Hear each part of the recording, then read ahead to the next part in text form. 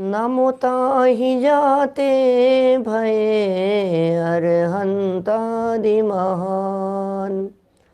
करि मंगल करि हो महा ग्रंथ करन के काज।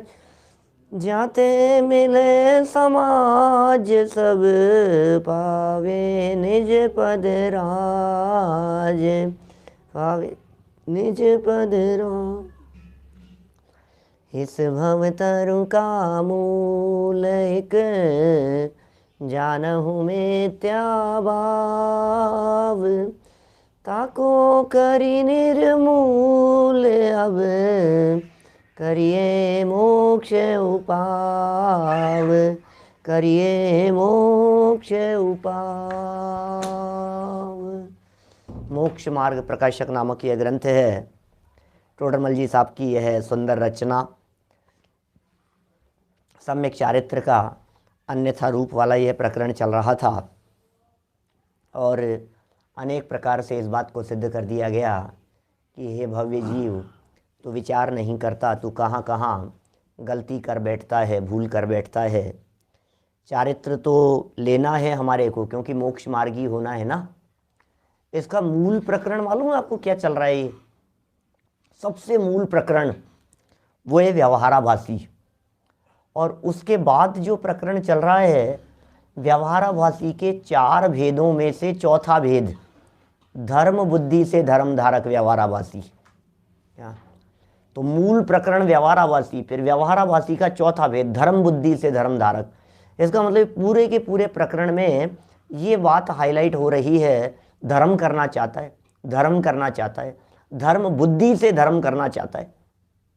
समझ में आ रही है बात? अब धर्म बुद्धि से धर्म करना चाहता है, इसका मतलब इसने ये तो समझ लिया है कि सम्यक दर्शन चाहिए, सम्यक ज्ञान चाहिए, सम्यक चारित्र चाहिए। ये तो इसके समझ में आ गई कि भाई सम्यक दर्शन, सम्यक ज्ञान और सम्यक चारित्र चाहिए। अब चूंकि चाहिए तो असली स्वरूप तो समझता नहीं है, और सम्यक दर्शन के लिए प्रयत्न, सम्यक ज्ञान के लिए, सम्यक चारित्र के लिए प्रयत्न। तो ये जो प्रकरण चल रहा है अभी अपना, ये लास्ट प्रकरण जहाँ अभी अपन बात कर रहे हैं, इसमें चारित्र चारित्र चारित्र के पीछे पड़ा हुआ है ये। अब कई बातें पंडित जी साहब ने कहती कि बाह्य क्रिया पर तो दृष्टि है, परिणाम सुधरने बिगड़ने का विचार नहीं है। और पूरा प्रकरण अभी तक जो अपन ने पढ़ा है वो प्रकरण यही पढ़ा है। अब सम्यक चारित्र के संदर्भ में थोड़ी और सूक्ष्म भूल की तरफ बढ़ते हैं। अब थोड़ी और बारीक भूल की तरफ चल रहे हैं अपन। कैसी बारीक भूल कि परिणाम भी है। और अरे अब देखो, अभी तक तो ऐसे व्यक्ति थे जिनके परिणाम नहीं थे, क्या सिर्फ क्रिया पर दृष्टि थी, और क्रियाओं को खींचतान के पालन कर रहा है, कोई कैसे पालन कर रहा है, कोई क्या कर रहा है, कोई ज़बरदस्ती टाइम बिताना चाह रहा है, और फिर ऐसी प्रवृत्ति, आगे पीछे का विचार नहीं है, ज़बरदस्ती उसके अंदर क्या कहेंगे, ऐसे जैसे नाले को रोक रखा हो, पाइपलाइन को, पानी को बहुत समय से छत पर रोक रखा हो, ऐसी प्रवृत्ति, अचानक टूट पड़ते हैं उन विषयों के ऊपर। ये सारी बातें खूब कही। और फिर स्वच्छंदता का निषेध किया, चारित्र अंगीकार किस तरह से होना चाहिए, प्रतिज्ञाएं किस तरह से ली जानी चाहिए, बहुत बहुत बातें। प्रतिज्ञा के प्रति विराधना का भाव नहीं हो, परिणाम उत्तर उत्तर चढ़ते रहें, जिसका त्याग किया हो उसके दोषों को पहचाने, त्याग करने में गुण को पहचाने, और इन सबसे पहले तत्व ज्ञान हो। वर्तमान परिणामों के भरोसे ही प्रतिज्ञा नहीं ले लेवे, भविष्य में निभती जाने, शारीरिक अवस्था का विचार करे, द्रव्य क्षेत्र काल भाव का विचार करे। कितनी कितनी बातें ये सब समझाई सिखाई। और कल जो अपने अंतिम वाक्य पढ़ा था, उस अंतिम वाक्य में ये कह दिया कि सम्यक चारित्र का आभास भी नहीं है इन लोगों को। सम्यक चारित्र तो बहुत दूर, सम्यक चारित्र का आभास भी नहीं है। सम्यक चारित्र का आभास समझ रहे हैं आप? सम्यक चारित्र के आभास का मतलब होता है डुप्लीकेट, नकली। नकली भी असली जैसा हो तो वो नकली कहलाए। माने कैसे उदाहरण दूं मैं आपको, कुछ भी लगा लो आप खुद भी बहुत सारे लगा सकते हैं। जैसे समझ लीजिए आप, एक व्यक्ति का डुप्लीकेट व्यक्ति उस जैसी शक्ल वाला ही तो होगा क्या? जैसे समझ लीजिए क्या आते हैं, कपड़ों के अंदर अलग अलग तरह की चीज़ें आती है, मशीनरी अलग अलग तरह की आती है, मोबाइल में अलग अलग तरह, नकली मोबाइल समझ लो। तो नकली मोबाइल मोबाइल की शेप का ही होगा ना। नकली मोबाइल के अंदर वो बटन जो हैं 1 2 3 4 ये लिखे हुए होंगे ना, ऐसे ऐसे नकली मोबाइल जो बच्चों के आते हैं, 2 साल के बच्चे को जो बेवकूफ़ बनाने के लिए जो करते हैं, ये नकली। अब वो जो नकली मोबाइल है, वो नकली मोबाइल भी असली जैसा दिखता है, तो उसे कोई 1.5 साल का बच्चा ये समझ लेवे कि ये मोबाइल है। ये हो गया आभास, इसका नाम है आभास। असली जैसा दिख रहा था ना, ये तो है आभास। और टोडरमल जी कह रहे हैं आभास मात्र भी नहीं है। किसी व्यक्ति को, किसी बालक को कागज का टुकड़ा दे करके ये कहे ये देख ये ले मोबाइल, ये आभास मात्र भी नहीं है। एक पेन दे करके कहे उसको ये ले मोबाइल, ये रहा मोबाइल, ये ले मोबाइल, झलक भी नहीं है। आभास मात्र भी नहीं है का मतलब दूर दूर तक उसमें मोबाइल होने की संभावना ही नहीं है। ये चारित्र का आभास भी नहीं है। एक ऐसा शब्द टोडरमल जी साहब ने दिया, मैं इस शब्द के बारे में अभी तत्काल मेरा उपयोग गया, तो मुझे ऐसा लगा कि थोड़ी 2-3 मिनट इसके बारे में चर्चा और होनी चाहिए। नकल भी नहीं है, नकल भी नहीं है, असल तो है ही नहीं, असली चारित्र तो है ही नहीं, नकली चारित्र भी नहीं है, चारित्राभास, चारित्राभास जैसा भी नहीं है। कहाँ गहराई में उतर करके बात करते हैं। देखो इस पंक्ति को यदि टोडरमल जी इतना लिखते, उनके तो सम्यक चारित्र का आभास होता है, आभास है, तब भी अपन समझ लेते कि सम्यक चारित्र नहीं है। यदि पंडित जी लिखते ऐसे अविवेकी जीव जो धर्म अंगीकार कर रहे हैं, उनके तो सम्यक चारित्र का आभास मात्र है, तो अपन क्या समझते कि भाई ये आभास मात्र है, इसका मतलब इनके सम्यक चारित्र नहीं है, सम्यक चारित्र के बारे में गलतफहमी है इनको, आभास मात्र है। ये कह रहे हैं आभास मात्र भी नहीं है। बिल्कुल उस तरह की पंक्ति नजर आ रही है सुख ना ही लगारा।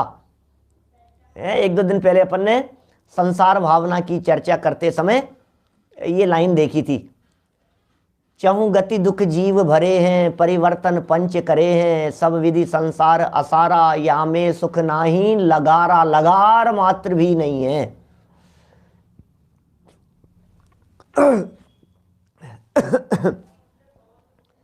लगार मात्र भी नहीं है, ऐसे ही आभास मात्र भी नहीं है, ऐसा यहां पंडित जी ने कहा। चलो अब चलते हैं अपन किसी बात को कुछ और आगे बढ़ाते हैं। बड़ी मार्मिक चर्चा है आज तो सूक्ष्म भूल वालों की चर्चा कर रहे हैं। आज तो गलतफहमी में भी गलतफहमी और बारीक भूल दिखाई नहीं देवे, पकड़ में नहीं आवे, अच्छे नहीं पकड़ पावे, ऐसी भूल की चर्चा कर रहे हैं। पेज नंबर है 241, 241 नंबर का पेज, 241 नंबर पेज। तथा कितने ही जीव अणुव्रत महाव्रतादि रूप यथार्थ आचरण करते हैं। यथार्थ शब्द महत्वपूर्ण है, माने उनके आचरण पर आप उंगली नहीं उठा सकते हो। अभी तक जो आचरण कर रहे थे वो खींचतान करके झूठा सच्चा आचरण कर रहे थे। ये कह रहे हैं यथार्थ आचरण करते हैं। यथार्थ आचरण करते हैं माने इनका आचरण बराबर है, इनका मतलब इनकी बाह्य क्रियाएं, इनकी बाहरी प्रवृत्तियां, इनका बाह्य जीवन, सब कुछ बराबर है, यथार्थ आचरण करते हैं और आचरण के अनुसार ही परिणाम है। क्या बात कह रहे हैं, अब क्या भूल हो गई? आचरण सच्चा है, आचरण समझना, मुनि सच्चे नहीं है, अंदर में सच्चा चारित्र नहीं है, क्योंकि चारित्र के अन्यथा रूप की चर्चा चल रही है। इसका मतलब चारित्र तो सच्चा है नहीं, लेकिन चारित्र सच्चा नहीं होने पर भी अणुव्रत का आचरण यथार्थ है, पंचम गुणस्थानवर्तियों जैसा आचरण है, यथा योग्य आचरण कर रहे हैं। महाव्रतादि रूप आचरण बिल्कुल सच्चा देखा जा रहा है। देखा देखी आचरण भी मत कहिए इसे, क्या किसी और का देख करके नहीं है, ये आगम अनुसार आचरण आचरते हैं। चार हाथ जमीन देख करके चलते हैं तो ऐसा लगता है जैसे निगाह बिल्कुल नीचे है, इधर उधर देखते हुए नहीं चल रहे हैं, बातें करते हुए नहीं चल रहे हैं, बोलते हुए नहीं चलते हैं, ईरिया समिति से चल रहे हैं, भाषा समिति से बोलते हैं, हित मित प्रिय वचन जिनके जीवन में दिखाई देते हैं, 28 मूल गुणों का नृत्य बिल्कुल बहुत दृढ़ता से पालन कर रहे हैं। सब कुछ जीवन में हिंसा नहीं है, झूठ नहीं है, चोरी नहीं है, कुशील नहीं है, परिग्रह रंच मात्र भी नहीं है। बिल्कुल ऐसा ऐसा आचरण कर रहे हैं जिन्हें देख करके आपको लगेगी ओहो ऐसे होते हैं हमारे महामुनिराज, ऐसे होते हैं मुनिराज, ऐसे होते हैं साधक, ऐसे होते हैं पंचम गुण स्थानवर्ती। देखिए ऐसे जीवों को नमस्कार करने के लिए, वंदना करने के लिए निषेध नहीं किया टोडरमल जी ने, लेकिन सुनना बात क्या है, आचरण के अनुसार परिणाम भी है, भावना भी है उनकी। अरे अरे हमें तो यथार्थ आचरण करना है भाई, कोई माया लोभादिक का अभिप्राय नहीं है, क्या मायाचार नहीं है, लोभ का अभिप्राय नहीं है, यश प्रतिष्ठा मान सम्मान की चाह नहीं है। उन्हें धर्म जानकर, क्या उन्हें धर्म जानकर मोक्ष के अर्थ उनका साधन करते हैं। इस प्रकार की प्रवृत्ति देख करके बिल्कुल हम उन्हें नमस्कार कर सकते हैं, लेकिन भैया इस प्रकार की प्रवृत्ति भी दिखती कहाँ है। ऐसा आगमानुसार आचरण भी महान दुर्लभ है, इस समय में देखा नहीं जाता है। जहाँ चौड़े ही स्पष्ट दिखाई दे रहा है, आचरण ही अदवा तदवा दिखाई देता है, वहाँ क्या बात करें हम। ये तो कह रहे हैं 28 मूल गुण बराबर पल रहे हैं, द्रव्यलिंगी है ये। यहाँ जो प्रकरण चल रहा है ये कह रहे हैं द्रव्यलिंगी, क्योंकि यथार्थ आचरण की बात कर रहे हैं ना।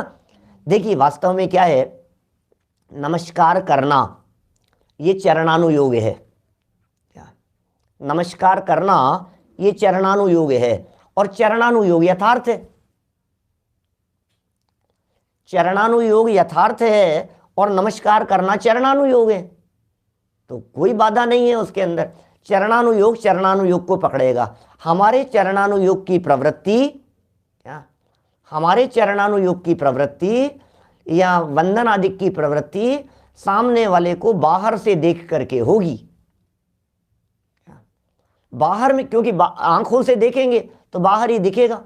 और टोडरमल जी ने लिखा, ऐसा भी लिखा है, कदाचित सम्यक दृष्टि को भासित हो, ऐसा भी पंक्ति आई है, माने मिथ्या दृष्टि को तो पता लगता ही नहीं, कदाचित भासित हो, उसके बावजूद भी देखो ये लिखा है 243 नंबर पेज पर। देखिए आगे पढ़ेंगे अपन, कल परसों तक आएगी चर्चा, शायद कल तक आ जाएगी, लेकिन 243 पेज पर ऊपर first paragraph, last line first paragraph की, इसलिए द्रव्यलिंगी के स्थूल तो अन्यथापना है नहीं, सूक्ष्म अन्यथापना है, सो सम्यक दृष्टि को भासित होता है। मिथ्या दृष्टियों के पकड़ में नहीं आता, तो सम्यक दृष्टियों के भाषित होता है, वो भी कदाचित भाषित होता है। सम्यक दृष्टियों के बहुत सूक्ष्म अन्यथापना है, उस सूक्ष्मता ये कह रहे हैं, लेकिन अब वो सूक्ष्म अन्यथापना ही तो पकड़ रहे हैं टोडरमल जी साहब, उस सूक्ष्म भूल को ही पकड़ रहे हैं, सूक्ष्म गलती को यहाँ पकड़वा रहे हैं। देखिए माया लोभादिक का अभिप्राय नहीं है, परिणाम बहुत अच्छे हैं, अणुव्रत महाव्रतादिक का आचरण आचरते हैं, उन्हें धर्म जानकर मोक्ष के अर्थ उनका साधन करते हैं, किन्हीं स्वर्गादिक के भोगों की भी इच्छा नहीं रखते। अब इसमें क्या गलती है भाई साहब, स्वर्ग की इच्छा नहीं है, भोगों की इच्छा नहीं है, लोभ का परिणाम नहीं है, अंदर में मायाचार नहीं है, आचरण यथार्थ दिखाई दे रहा है और परिणाम बराबर उसके साथ में लगे हुए हैं। अब तो सही है ना, अब तो कोई गलती नहीं है। परंतु इतना सब कहने के बाद में टोडरमल जी यहाँ परंतु कह रहे, ये टोडरमल जी की सूक्ष्म दृष्टि है भाई साहब। कहाँ बैठ करके बात करते हैं, कहाँ बैठ करके सोचते हैं पंडित जी साहब, कितना गहराई में जाकर के, भैया द्रव्यलिंगी मत बन जाना, भैया द्रव्यलिंगी मत बने रहना, भैया यदि अणुव्रतादिक का आचरण और पालन भी करे तो ऐसा करता हुआ, इतना उत्कृष्ट आचरण आचरता हुआ अपने आप को धर्मात्मा मत समझ लेना, क्योंकि तत्व ज्ञान पहले नहीं हुआ, देखो ऊपर तो आचरण ही आचरण था ना, कषायों पर दृष्टि थी कि भाई कषाय तो नहीं कर रहा हूं, नहीं नहीं यार मुझे मायाचार नहीं करना यार, अरे मेरे मन में लोभ कैसे आ रहा है, अरे स्वर्ग थोड़ी ना जाना है, मुझे तो मोक्ष जाना है। परिणाम बराबर लगे हुए हैं उनके, लेकिन तत्वज्ञान नहीं हुआ था। मूल गुणों का पालन बराबर कर रहे हैं लेकिन तत्वज्ञान नहीं हुआ था। ये टोडरमल जी के परंतु का रहस्य है। माने यदि ये टोडरमल जी परंतु और उसके आगे के वाक्य भाषा यदि नहीं लिखते और सिर्फ इतना ही लिखते कि अब देखिए, सिर्फ इतना वाक्य लिखते, अपने दिल पर हाथ रख करके कहना कि अपने को लगता कि ये तो सच्चे मुनिराजों की चर्चा चल रही है, यथार्थ आचरण है, परिणाम उसके अनुसार है, माया लोभादिक भी नहीं है, मोक्ष के अर्थ ही साधन करते हैं, स्वर्ग लोभादिक नहीं है, भोगादिक की इच्छा नहीं है, ये तो सच्चे हैं भाई साहब। अरे और क्या चाहिए इससे ज़्यादा, इससे ज़्यादा और क्या चाहिए, सच्चे मुनिराजों में और क्या होगा, यही तो सब कुछ होता होगा। लेकिन टोडरमल जी ने कहा भैया इतनी अवस्था होने के बावजूद भी भूल है। क्या क्या क्या कह रहे हैं, तत्वज्ञान पहले नहीं हुआ, इसलिए आप तो जानते हैं, समझते हैं ऐसा कि मैं मोक्ष का साधन कर रहा हूं, क्या मुझे स्वर्ग नहीं जाना है, मुझे भोग नहीं चाहिए, मुझे देवगति नहीं चाहिए। आप तो ये समझ लिए अंदर में कि मैं मोक्ष का साधन कर रहा हूं भैया, मैं तो मोक्ष के लिए कर रहा हूं, परंतु जो मोक्ष का साधन है उसे जानते भी नहीं। समझ ये रहे हैं कि मैं मोक्ष का साधन कर रहा हूं, समझ तो ये रहे हैं कि मैं मोक्ष मार्गी हो गया हूं, समझ तो ये रहे हैं अब मेरे किसी भी तरह की कोई भूल नहीं है, परंतु मोक्ष के साधन को तो जानते भी नहीं है। केवल स्वर्गादिक ही का साधन करते हैं, स्वर्ग की इच्छा नहीं है, क्या स्वर्ग जाना नहीं चाहते हैं, भोगों को नहीं चाहते हैं, लेकिन स्वर्गादिक ही का साधन करते हैं। कोई मिश्री को अमृत जानकर भक्षण करे तो उससे अमृत का गुण तो नहीं होता है। जो कुछ भी आज पालन कर रहे हैं, जैसा भी जीवन जी रहे हैं, वो जितना अपने आप को धर्मात्मा मान रहे हैं, पंडित जी ये कह रहे हैं कि भैया वो मिश्री को अमृत जान रहा है और खाली अरे नहीं नहीं यही अमृत है, यही अमृत है, गजब का, अरे कितना गजब का है। कषायों की मंदता में कषायों के अभाव जैसा आनंद समझ लिया। कषायों की मंदता, शुभ भाव, विशुद्ध परिणाम, इतना होने पर ही शुद्धोपयोग के बिना उस आनंद को ही आनंद समझ लिया। लेकिन ये जो आनंद है ये कषाय की मंदता का आनंद है। अरे अनेक बार हम कितने आनंद की अनुभूति करते हैं, आप सोच सकते हैं। आपकी बात कह रहा हूं हर्षवर्धन जी साहब, सबकी बात कह रहा हूं, हमारे सब लोगों की बात कह रहा हूं। आलोक जी भाई साहब, अपने को नहीं लगता है ऐसा, अनेक बार अपन लोग ऐसा फील नहीं करते हैं, तत्वज्ञान के बल पर अपन कितनी अपार शांति का अनुभव करते हैं। दुखों का, संकटों का, परेशानियों का पहाड़ टूट पड़े माथे पर और तत्वज्ञान का अवलंबन लेकर के अपने को लगता है यार हम कितने सुखी हैं, बतलाओ हमारे में कितनी शांति है, कितने सहज हैं।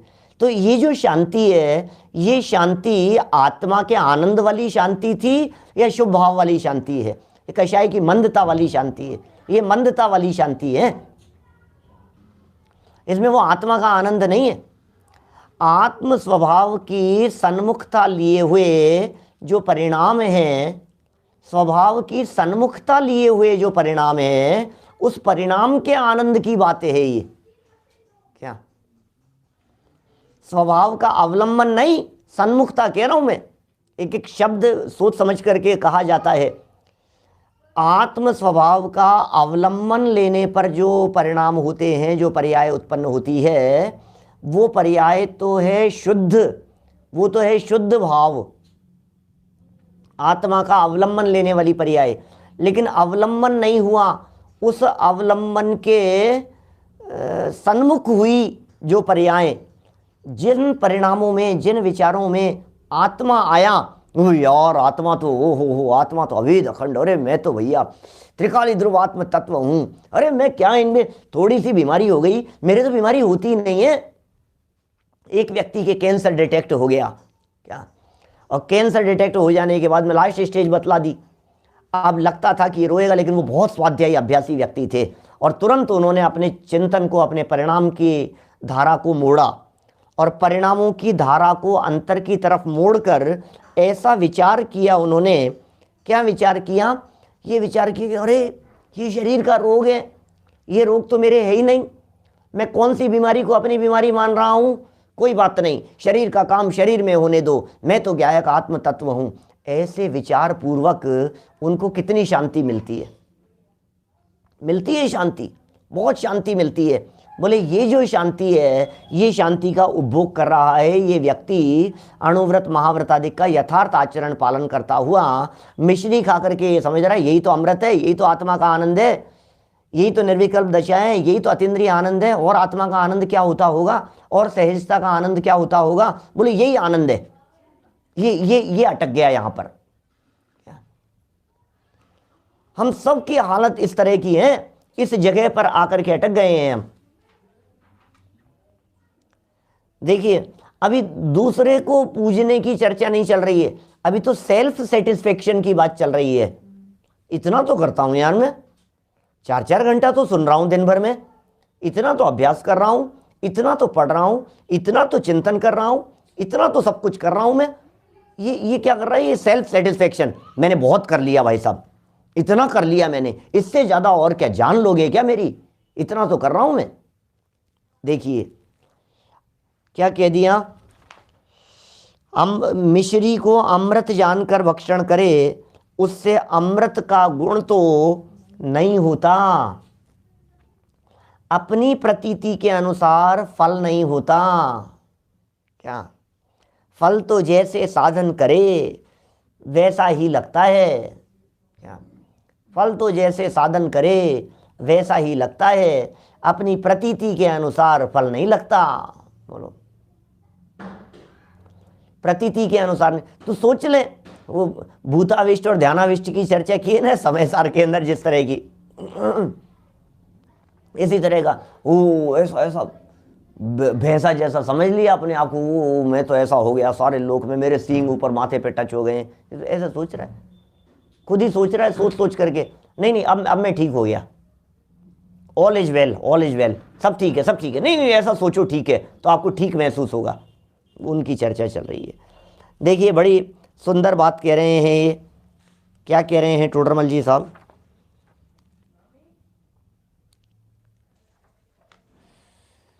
शास्त्र में ऐसा कहा है, सुनना क्या क्या गजब बात है। शास्त्र में ऐसा कहा है कि चारित्र में सम्यक पद है, वह अज्ञान पूर्वक आचरण की निवृत्ति के लिए है। इसलिए प्रथम तत्वज्ञान हो, पश्चात चारित्र हो, सो सम्यक चारित्र नाम पाता है। सम्यक चारित्र कब होगा, सम्यक चारित्र कैसे होगा? बिना तत्वज्ञान के नहीं हो सकता है। फर्स्ट स्टेप है तत्वज्ञान, फर्स्ट स्टेप है जानो। बिन जाने करेगा कैसे? करने की तरफ सारी दुनिया भाग रही है, लेकिन जे बिन ज्ञान क्रिया अवगाहे, मूर्ख का है उन्हें बनारसी दास जी ने पहले नंबर का मूर्ख कह करके पुकारा है। 3 प्रकार के मूर्खों की चर्चा की है। पूरी दुनिया में 3 ही प्रकार के मूर्ख हैं, चौथे प्रकार के मूर्ख होते नहीं हैं। और पूरी दुनिया में सारे मिथ्या दृष्टि जीव इन 3 प्रकार के मूर्खों में शामिल हो जाते हैं। हम भी इन तीनों में कहीं ना कहीं शामिल होंगे यदि मिथ्या दृष्टि होंगे तो। क्या? सबकी बात नहीं कर रहा हूं, जो भी मिथ्या दृष्टि होंगे 3 प्रकार के मूर्खों में शामिल होंगे।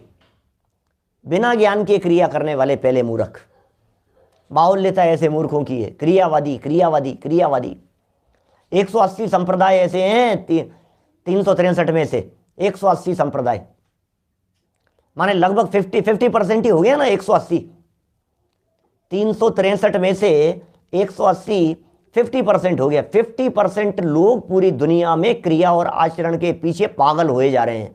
कुछ तो होना चाहिए, कुछ तो होना चाहिए। दुपट्टा ओढ़ लो, चटाई पर सो जाओ, पाटे पर सो, पत्थरों पर सो। मैं तो जमीन पर सोता हूँ भाई साहब, ऐसा करता हूँ। सारी दुनिया क्रिया क्रिया के पीछे पागल हो रही है। और ज्ञान, बोले ज्ञान का ठिकाना नहीं, बिना ज्ञान के नहीं होगा।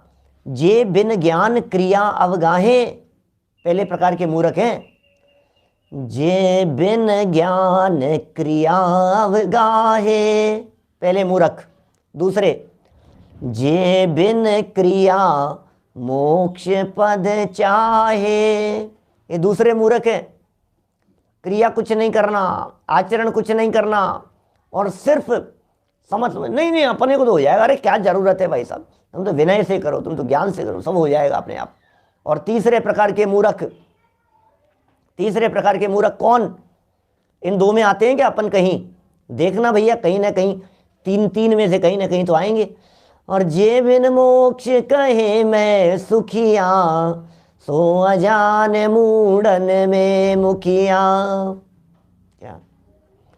जे बिन ज्ञान क्रिया गाहे, जे बिन क्रिया मोक्ष पद चाहे। जे बिन मोक्ष कहे मैं सुखिया, सो अजान मूढ़न में मूर्ख शिरोमणि है। भाई साहब कोई परेशानी तो नहीं है? धर्मचंद जी साहब, कोई परेशानी तो नहीं है? कह रहे अपने को क्या परेशानी यार, सब मस्ती से चल रही, लाइफ कैसी चल रही? बहुत अच्छी, बहुत अच्छी। अच्छा, कोई तकलीफ तो नहीं है पंडित जी? अरे अपने को क्या तकलीफ है, अपन तो जहाँ रहते हैं सब मस्त रहते हैं अपन तो। बाबूजी कोई दिक्कत? नहीं कोई दिक्कत नहीं है। भाई साहब यही कह रहे हैं, बिना मोक्ष जो कहता है कि मैं सुखिया, वो मूर्ख है, वो मूर्ख शिरोमणि है। या तो बिना ज्ञान के क्रिया करता है, या फिर क्रिया करता है बिना ज्ञान के क्रिया करता है, या फिर क्रिया नहीं करता, ज्ञान में लगा रहता है दूसरे प्रकार का। या फिर संसार दशा में रहता हुआ, घर गृहस्थी में रहता हुआ, विषय भोगों में रहता हुआ, घर परिवार में, संपत्ति के साथ में, परिवार के साथ में, बिजनेस व्यापार रोजगार सब कुछ दिखाई दे रहा है और मौज मस्ती में बीत रहा है समय, तो कहता है मेरे को काहे की तकलीफ है यार, मैं तो आराम से, कोई शारीरिक तकलीफ, आंखें बराबर है, 70 साल की उम्र में भी चश्मा नहीं लगाता हूँ, कान बराबर काम कर रहे हैं, पांचों इंद्रियां बिल्कुल स्वस्थ है, अपने काहे की तकलीफ, भरा पूरा परिवार है, बेटे पोते परिवार हैं, सब कुछ है। अरे बिना मोक्ष के कहता है कि मैं सुखी हूँ, मूर्खाधिराज। तीनों लाइनें वापस बोलता हूँ, आगे बढ़ूंगा। देखो टोडरमल जी ने लिखा है यहाँ, अज्ञानपुर ये कि लिखा है, ये तत्व ज्ञान पहले चाहिए, बिना ज्ञान के आचरण करने वाले हैं ये सारे के सारे लोग जो अणुव्रत और महाव्रत आदि का यथार्थ आचरण कर रहे हैं बिना ज्ञान के। जे बिन ज्ञान क्रिया गाहे, जे बिन क्रिया मोक्ष पद चाहे। जे बिन मोक्ष कहे मैं सुखिया, सो अजान मूढ़न में मुखिया। क्या? तीनों ही मूर्ख है, तीनों ही मूर्ख लोग हैं। ये कह रहे हैं यहां शास्त्र में ऐसा लिखा है। सुनना क्या लिखा है शास्त्र में, असली बात ये समझ नहीं पा रहे हैं। शास्त्र में ऐसा लिखा है कि चारित्र में सम्यक पद है, सम्यक चारित्र है ना, ये सम्यक पद क्यों है?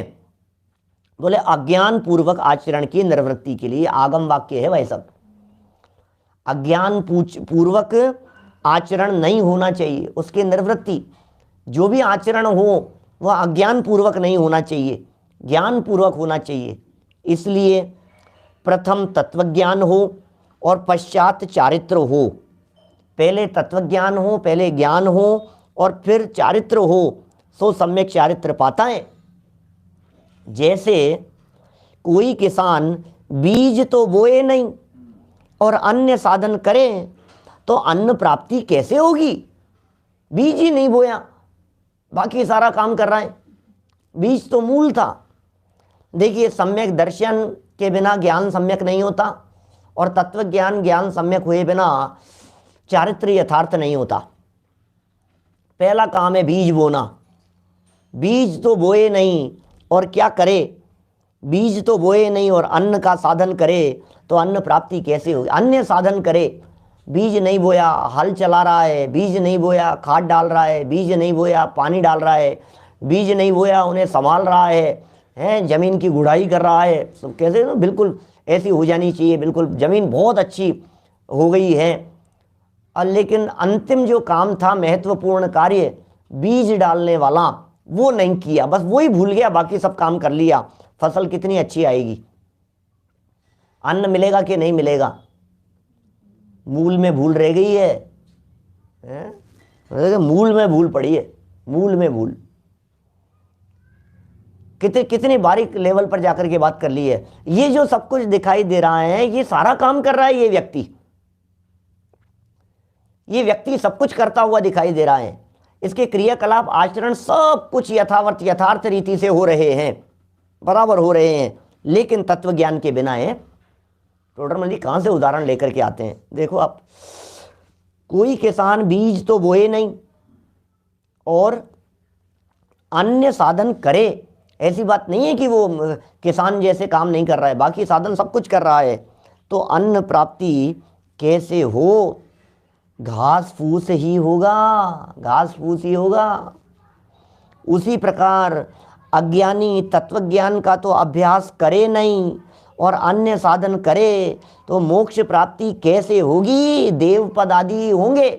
देखो, खोटा आचरण कर रहा होता तो नरक निगोद में तिर्यंच अधिक में चला जाता, इसका मतलब आचरण खोटा नहीं है, इसलिए स्वर्गाधिक की प्राप्ति तो करेगा।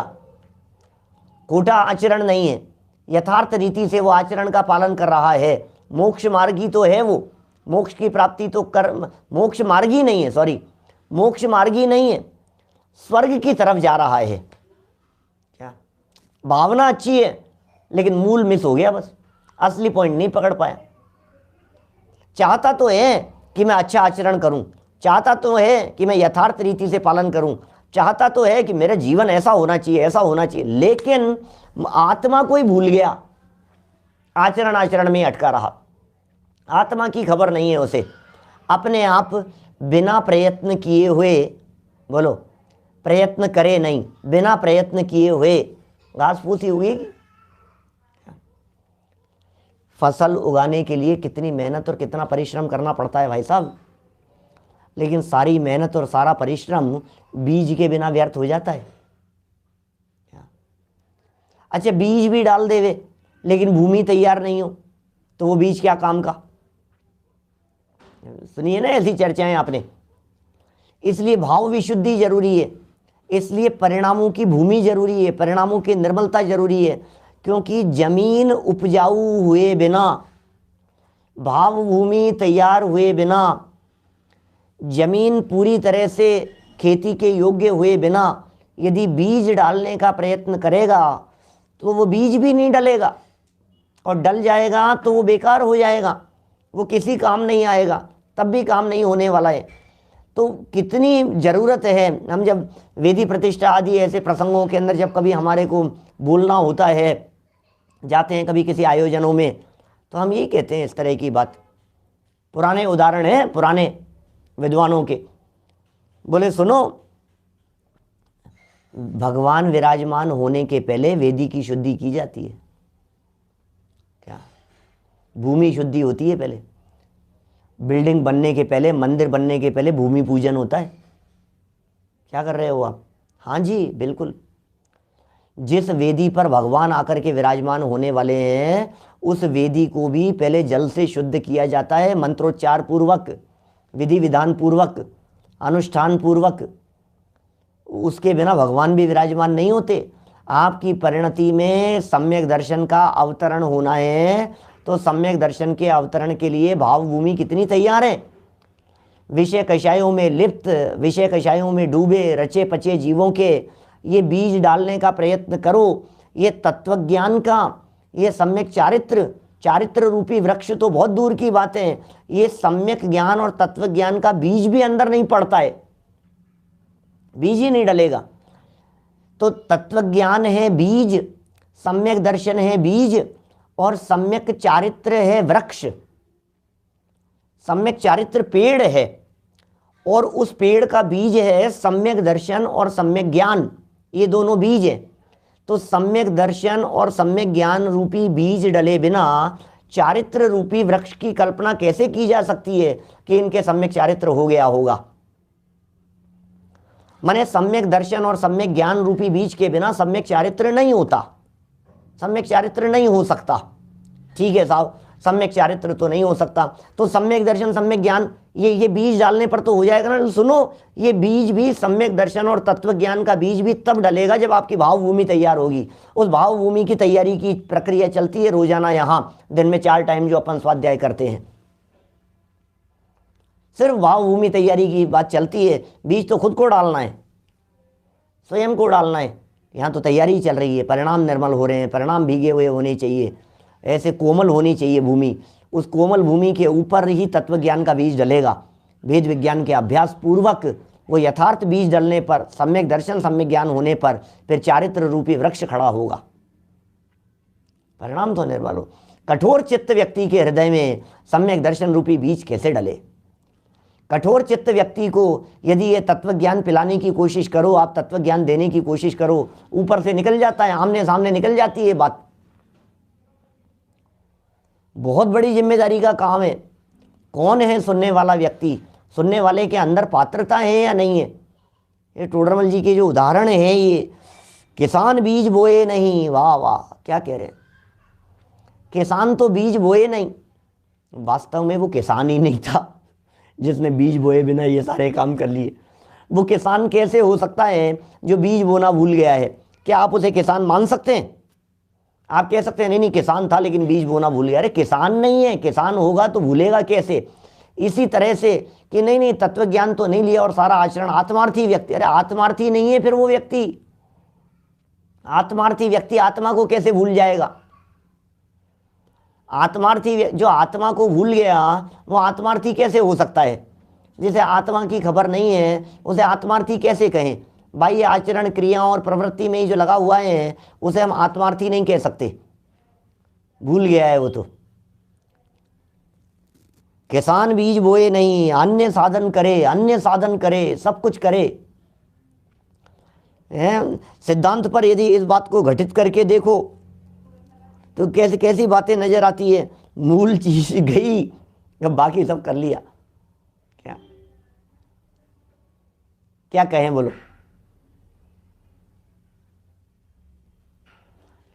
तत्व ज्ञान के अंदर स्वानुभव लेना है, बिल्कुल। तत्व ज्ञान के अंदर भेद विज्ञान लेना है, तत्व ज्ञान में सम्यक ज्ञान लेना है। उस सम्यक ज्ञान के बिना, यहाँ तत्व ज्ञान शब्द का प्रयोग सम्यक दर्शन सहित सम्यक ज्ञान के अर्थ में है, ऐसा कह रहे हैं। श्रीमद राजचंद्र जी साहब का वचन है, पात्र बिना वस्तु ना रहे, ऐसा है। पात्र बिना वस्तु न रहे, और पात्र क्या है? आत्मिक ज्ञान, ऐसा कहते हैं। पात्र के बिना वस्तु कैसे टिके? योग्य पात्र में ही योग्य वस्तु टिकती है। जैसे गुरुदेव का कहते थे ना, शेरनी का दूध स्वर्ण पात्र में ही टिकता है, ऐसी है स्थिति। वो पात्र चाहिए, पात्रता चाहिए। इसलिए पात्रता के ऊपर बहुत जोर दिया जाता है और दिया जाना चाहिए।